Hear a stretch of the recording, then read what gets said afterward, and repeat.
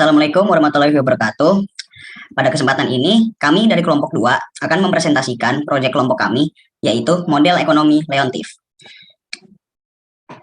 Sebelumnya, perkenalkan, nama saya Pramudia Ramadhani Wibowo, dan pada kesempatan ini saya bersama anggota kelompok saya, yaitu Asyifa Alfianti, Adis Abidin, dan Dimas Satrio Aji.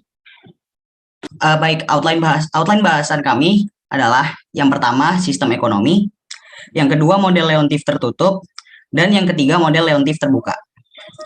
Model ekonomi Leontief. Model ekonomi Leontief merupakan model yang digunakan untuk menunjukkan hubungan antara beragam industri dalam suatu sistem ekonomi. Terdapat dua model yang diperkenalkan, yaitu model ekonomi terbuka dan model ekonomi tertutup, yang dapat digunakan untuk melihat apakah perekonomian suatu negara produktif atau tidak. Yang pertama adalah model Leontief tertutup. Model Leontief tertutup memperlihatkan suatu sistem perekonomian yang semua hasil produksi dikonsumsi oleh industri itu sendiri. Yang pada artinya, model ini mengasumsikan tidak ada permintaan dari luar sistem. Masalah yang sering diselesaikan oleh model Leontief tertutup ini berkaitan erat dengan cara untuk menemukan harga relatif dari setiap produk. Adalah dengan membuat permodelan untuk meningkatkan tingkat output dengan harga tetap. Model input-output Leontief tertutup dapat digambarkan melalui persamaan X sama dengan AX. Kemudian ada contoh 1, yaitu terdapat 3 orang yang setuju untuk bekerja total 10 hari, masing-masing sesuai dengan jadwal seperti di tabel. Untuk menempatkan jangka waktu tetap, dapat diatur dengan PI, yaitu harga yang dibebankan oleh industri ke I untuk output totalnya, dan EIJ, yaitu fraksi dari total output industri ke J, yang dibeli oleh industri ke I. Untuk I, J sama dengan 1, 2, hingga K. Menurut definisi, kita memiliki 3 kondisi. Yang pertama adalah PI lebih dari sama dengan 0, dengan I sama dengan 1, 2, hingga K. Kondisi kedua yaitu EIJ lebih dari sama dengan 0, dengan I, J sama dengan 1, 2, hingga K. Dan kondisi ketiga yaitu E1J ditambah E2J dan seterusnya hingga EKJ sama dengan 1, di mana J sama dengan 1, 2, hingga K. Dengan jumlah tersebut, kami membentuk vektor harga P sama dengan matriks P1, P2, hingga PK.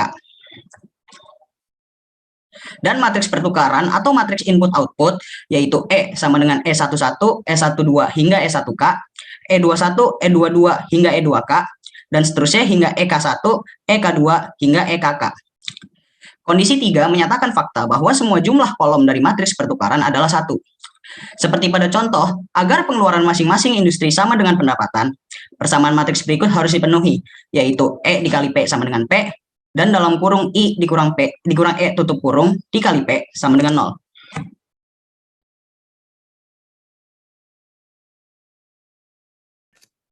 Sekarang lanjut kita akan membahas mengenai teorema 10.7.1 yang berbunyi jika E adalah matriks pertukaran, maka EP sama dengan P selalu memiliki non-trivial solusi yang entry-nya non-negatif.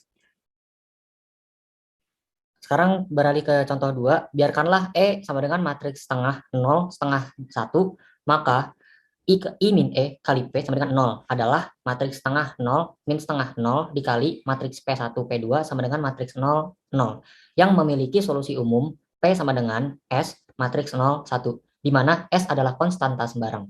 Kemudian memiliki solusi non-trivial P lebih dari sama dengan 0 untuk setiap 5 lebih 0.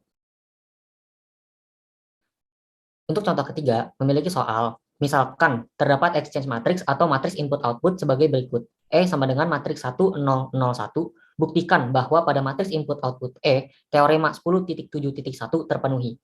Pembahasannya akan dibuktikan bahwa teorema 10.7.1 berlaku untuk matriks E. Pertama, lakukanlah I min E kali P sama dengan 0 sehingga diperoleh solusi umumnya, yaitu P sama dengan S matriks 1, 0, ditambah T matriks 0, 1, di mana S dan T merupakan sembarang konstanta. Diperoleh solusi tak 0, P lebih dari sama dengan 0, dengan S lebih dari sama dengan 0, dan T lebih dari sama dengan 0, tidak keduanya 0. Untuk teorema 10.7.2, misalkan E matriks pertukaran input-output sedemikian sehingga untuk beberapa bilangan bulat positif M, semua entry E pangkat M adalah positif, maka terdapat satu solusi bebas linear dari I min E kali P sama dengan 0, dan dapat dipilih sehingga semua entry-nya positif. Untuk contoh 4, matriks pertukaran pada contoh 1 didefinisikan sebagai E sama dengan matriks 0,2, 0,1, 0,6, 0,4, 0,5, 0,1, 0,4, 0,4, 0,3. Tunjukkan bahwa teorema 10.7.2 terpenuhi. Karena E lebih dari 0, kondisi E pangkat M sama lebih dari 0, pada teorema 10.7.2 terpenuhi untuk M sama dengan 1. Akibatnya, terdapat tepat satu solusi bebas linear dari I min E kali P sama dengan 0, dan dapat dipilih sehingga P lebih dari 0. Pada contoh tersebut, diperoleh solusi P sama dengan matriks 31, 32, 36. Sekarang kita akan membahas mengenai model Leontief terbuka. Model Leontief terbuka memperlihatkan suatu sistem perekonomian yang hasil produksi industri suatu negara digunakan untuk memenuhi kebutuhan output dalam negeri dan luar negeri. Tujuan dari model Leontief terbuka adalah membuka permodelan untuk meningkatkan tingkat output dengan harga tetap. XI adalah nilai moneter dari output total dari industri ke I. DI adalah nilai moneter dari output dari industri ke I yang dibutuhkan untuk memenuhi permintaan luar negeri. Dan untuk CIJ adalah nilai moneter dari output dari industri ke I yang dibutuhkan oleh industri ke J untuk memproduksi satu unit nilai moneter dari outputnya sendiri. Selanjutnya di sini ada beberapa definisi model yang terbuka. Yang pertama ada definisi vektor produksi, yaitu X sama dengan matriks X1, X2, dan seterusnya hingga XK. Selanjutnya ada vektor permintaan, yaitu D sama dengan matriks D1, D2, dan seterusnya hingga DK. Dan yang terakhir di sini ada matriks konsumsi, yaitu C sama dengan matriks C11, C12, dan seterusnya hingga C1K, C21, C22, dan seterusnya hingga C2K, dan seterusnya hingga CK1, dan seterusnya hingga CK2, sampai dengan CKK. Dengan X lebih dari sama dengan 0, D lebih dari sama dengan 0, dan C lebih dari sama dengan 0. Dari definisi CIJ dan XJ dapat dinyatakan CI1XI ditambah CI2X2 ditambah dan seterusnya hingga CIK-XK sebagai nilai output dari industri KI yang dibutuhkan oleh sebanyak K industri untuk memproduksi seluruh output yang ditentukan oleh vektor produksi X. Maka entry KI dari vektor kolom X min CX merupakan nilai output berlebih dari industri KI yang tersedia untuk memenuhi permintaan luar negeri. Nilai dari permintaan luar negeri untuk output dari industri KI adalah entry KI dari vektor permintaan D dan sebagai berikut X min CX sama dengan D atau 1 min C dikali X sama dengan D. Selanjutnya di sini ada contoh soal kelima, bisa dibaca di layar. Oke, selanjutnya solusi dari soal tadi dalam periode 1 minggu diibaratkan sebagai berikut. X1 sama dengan nilai total output operasi penambangan batu bara, X2 sama dengan nilai total output pembangkit listrik, X3 sama dengan nilai total keluaran kereta api lokal. Dari informasi yang diberikan, didapatkan matriks konsumsi dalam sistem, yaitu C sama dengan matriks 0, 0,65, 0,05, 0,25, 0,05, 0,10, 0,25, 0,05, dan 0.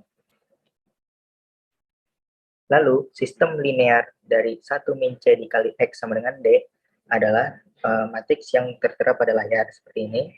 Nah, selanjutnya koefisien di sebelah kiri itu invertible, sehingga didapatkan solusi sebagai yang tertera pada layar ini. Nah, kesimpulannya adalah, jadi total output dari operasi penambangan batu bara seharusnya $102.087, total output pembangkit listrik seharusnya $56.163, dan total output rel kereta api seharusnya $28.330.